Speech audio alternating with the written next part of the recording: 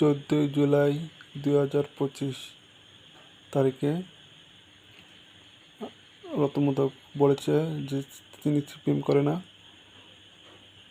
সিপিএমের ইয়ে করতে না। আমার যখন সিপিএমের নিয়েছিল, তারা সিপিএমের লোক, তখন আমার কাছে কাগজ এসেছিল জেরক্স করার জন্য। এই কাগজের ভিতরে এজিতে নাম আছে রতন মোদক, কানুসা, নেপাল বৈশ্য, দীপক মোদক মানে রতন মোদকের বাইকনা নাম ছিল। তো এজি থেকে সিএম, সিএম থেকে পিএম মানে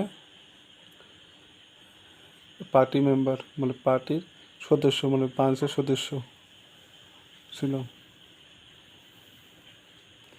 দীপক মোদক ব্রাঞ্চের সদস্য ছিল। আবার আমি এই কথা বলা সত্ত্বেও আমাকে বলে গলা কূপ দিয়ে ফেলে দেবে। আমি এই কথা যদি মানুষের সামনে কই, মানুষকে যদি কই, তারপর গীতা মোদক আমার উপর মারধর করে।